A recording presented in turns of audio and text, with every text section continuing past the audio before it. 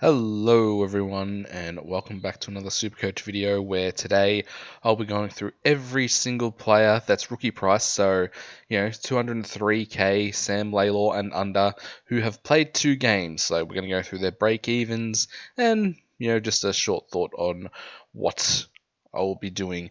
You see that I've got some highlighted in yellow, which means don't trade in, but if you got them, hold basically.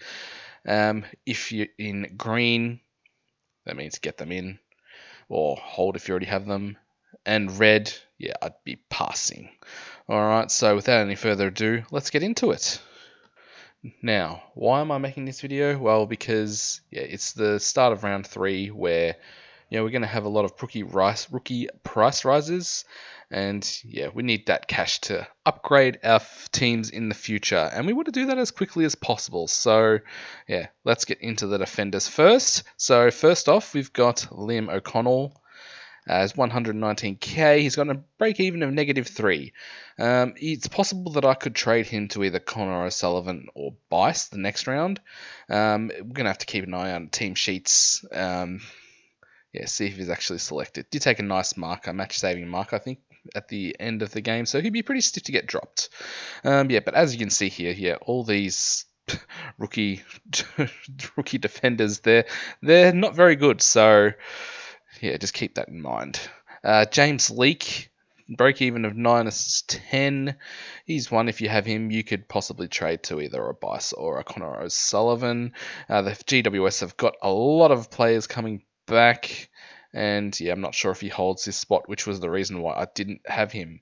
I think he was playing like sort of mid-forward role when he wasn't scoring very well anyway. So glad we don't have him, but I'd be looking to get him out. Luke Trainer. Bottom price, or nearly bottom price, 113.5k with a break even of -10. He's one you could also possibly trade to Connor O'Sullivan or Bice, but I think he should have pretty good job security. Just needs to get that disposal efficiency up, I think. In the first game anyway, I thought he scored better than a 50, but last week, I didn't actually see the game, but only 24, which is not a good. Considering if he's playing in defence, then the ball should be there a lot, because he's playing for Richmond. But he's probably you could either hold him or trade whatever you like. Jackson Pryor. He's a bit of an elevated price at 169.2k, -12 break even. Have to keep an eye out on team sheets. If he's out, then you could trade him to Connor O'Sullivan or Bice. A recurring theme here. Zach Reed now looks a little bit off the pace to me, which is a shame because I really want him as an Essendon supporter to do well, but I think he should get better as the season goes on. As more games he gets, I just hope his body holds up and doesn't get injured. He's got a -14 break even. You could hold him, or again, possible trade to Connor O'Sullivan or Riley Bice next week. All right, so he'll be the slowest of Burns, I reckon. I think I had him at D8 all season last year. Connor O'Sullivan, now, is a big talking point for this week.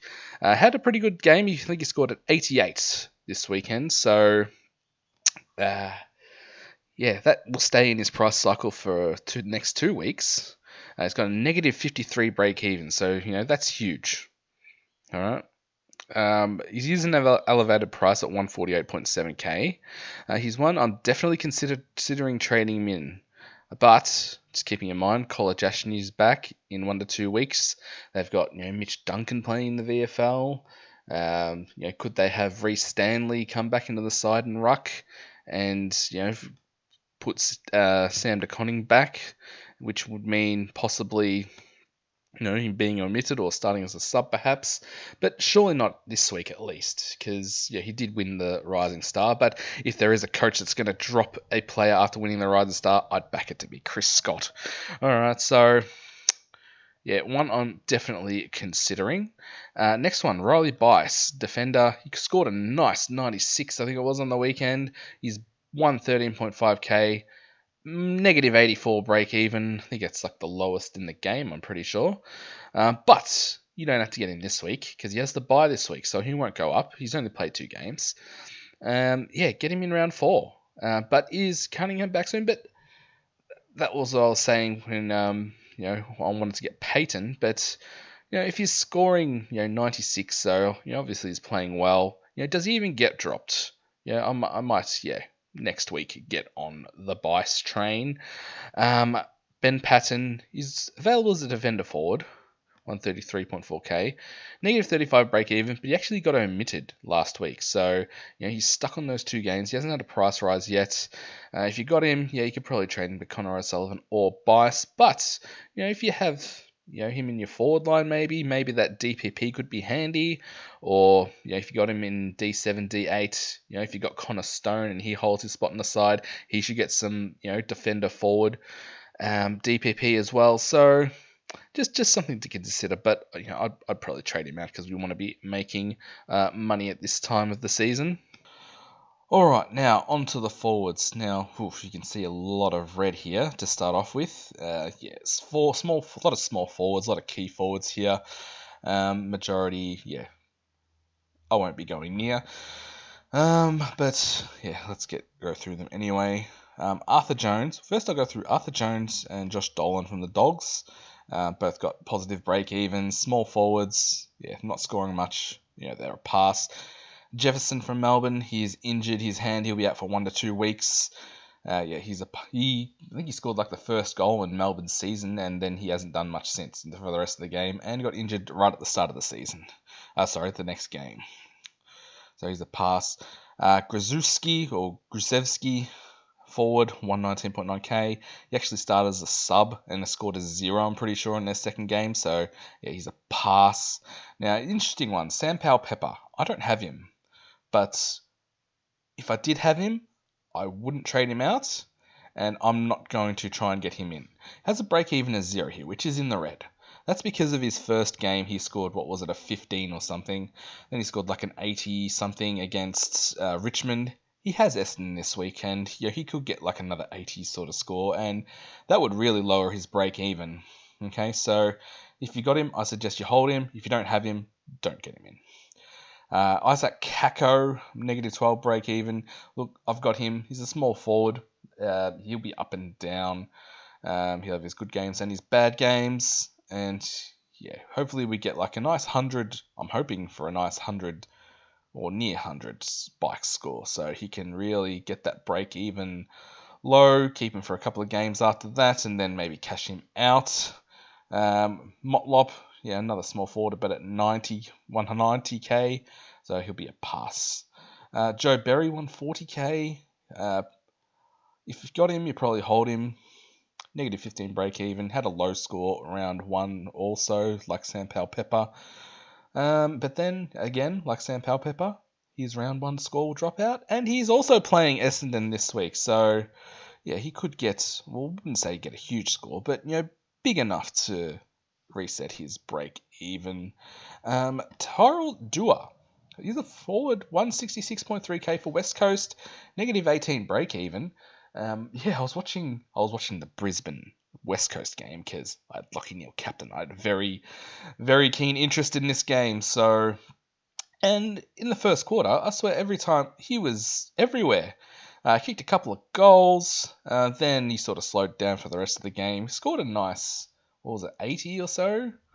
But the first game he scored I think it was a score in the 20s or 30s. So, I'm gonna pass on Dua. Dan Curtin, I don't think he's scored enough. He's a bit elevated price rookie as well, minus 19. Playing as a forward.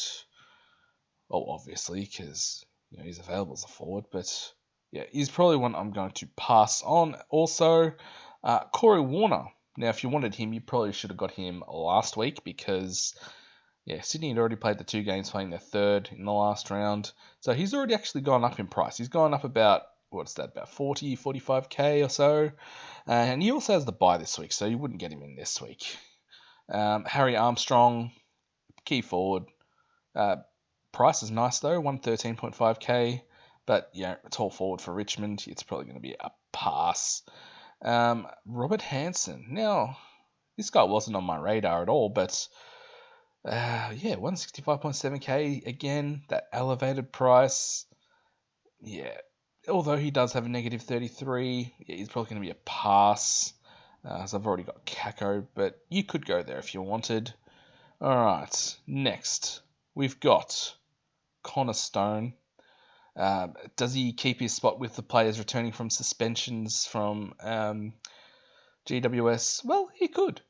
And if he does keep playing, he'll get DPP, a defender forward DPP. So, yeah, that could be very handy, considering we don't have many backline rookies at the moment.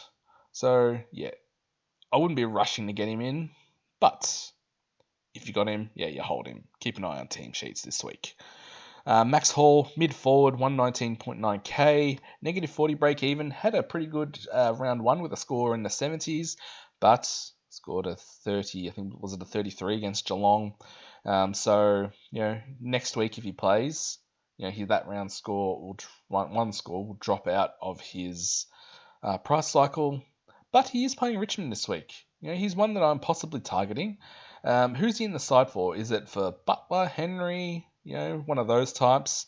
I think Henry's back soon. But I think looked on the injury list, and Butler was still 2 to 3 weeks away with an Achilles. And an Achilles is probably something you don't want to rush. Maybe straight back into AFL for is what I'm thinking. Does he play a game or two in the VFL? And could that give Max Hall, if he's still selected, enough time to make some cash? He's one that's definitely on my radar. Should one of my players not be selected this week, I'll go through that in my round 3 trades video, which will come out tomorrow. Elijah Hewitt, negative 41. If you got him, you hold him, or you trade him in. I think he's a good option. He should play a lot of games for West Coast. As long as he can stay on the park. He did have a couple of good quarters, a couple of quiet quarters against Brisbane as well. But scored decent enough. I think he scored something like in the 60s. So maybe once he gets a bit more match fitness, because I saw him on the bench quite a bit. Maybe he doesn't have that big tank. I'm not sure, but because he has had injury history. But I'm confident in this pick, and he should make us some cash. Constanti, or as he was on the AFL website last week, Constantine. 119.9k, the recruit from Sydney, had a good, nice 70-odd score against the Bulldogs, but a bit of a lower score against Melbourne. That's just a scoring of a small forward. That 70-something will drop out of his price cycle next week, so it's probably a pass for me. All right. But I wouldn't be against getting him in if you needed to get a forward in.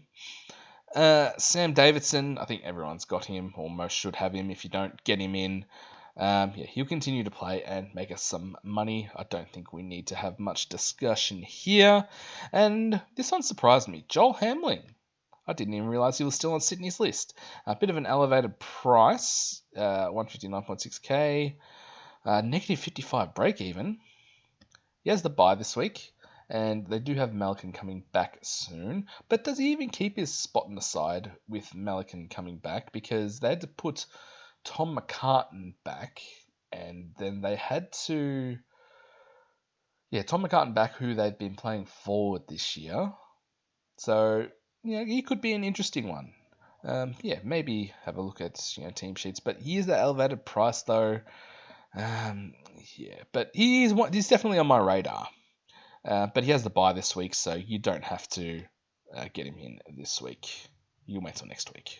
All right, on to the rucks. Not really much to discuss here. Archer Reed, he's a ruck forward. If you got him R3, you probably just hold him. Probably not a rookie progression, just probably hold him, use him as a loophole.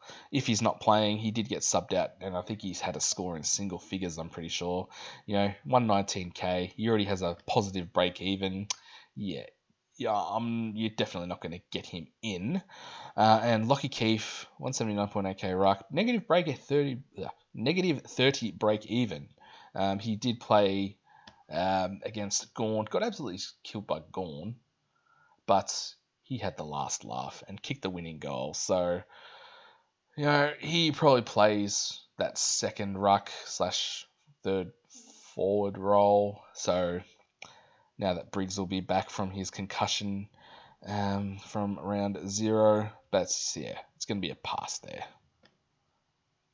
And now we've saved the best for last with the midfielders. All right, starting with Sid Draper. Well, saved the best for last, but this guy has the worst break even of any of the guys that I've covered. He's got a 60 break even. That's not a negative 60. That's a positive 60 break even for rookie. He did play the first 2 games as a sub though. Okay, so he's likely going to drop cash. Maybe he can drop low enough that we can actually pick him up. Maybe watch if Adelaide have any injuries to their midfielders, and he could get a full game. And who knows? Maybe he could come in and make us some cash. Sheldrick started as the sub last week. Got subbed off in his first game. Got dropped in between 161 set 0.7k. Elevated price. 45 break even. It's a pass. Finn O'Sullivan, 199k. 19 break even. So a lot of people would have him in their midfield. If I had him, I'd probably be looking to get him down to one of the guys below that you don't have, perhaps. But yeah, his job security should be good, but yeah, he just doesn't have the scoring yet. So I'd do a rookie correction there. And same with Sam Lawler. Had a good first game. He's playing that sort of forward mid role. Got a positive break even one, which is not ideal. Like with Foz, Finn O'Sullivan, by the way. I'd trade him to one of the guys I've got highlighted here in green. Okay.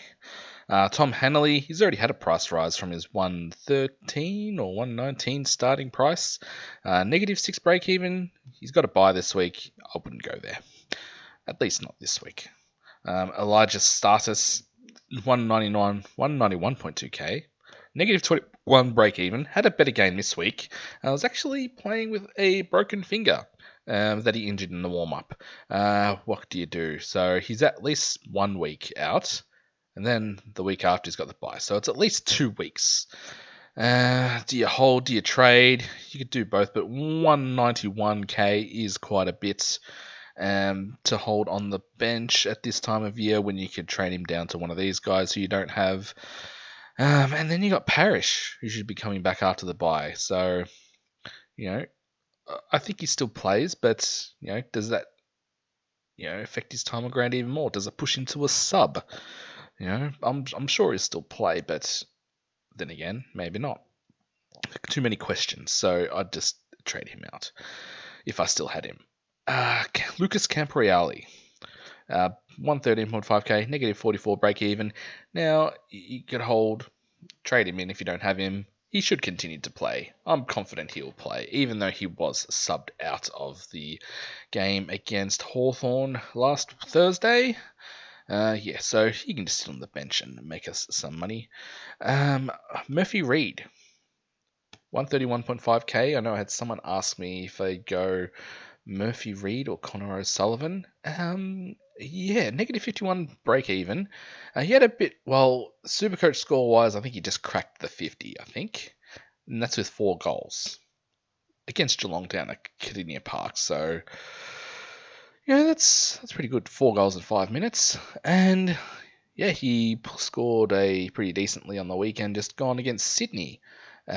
He's one you could bring in. I have Hasty at my M9. And if Hasty doesn't get named this week, I'm considering bringing in Murphy Reed. Because if we look at this, so if he can hold his spot, he's got West Coast this week, right? Bulldogs, and he's got Richmond. So, he could score well against those guys and, make us some quick cash. It's one that I'm considering.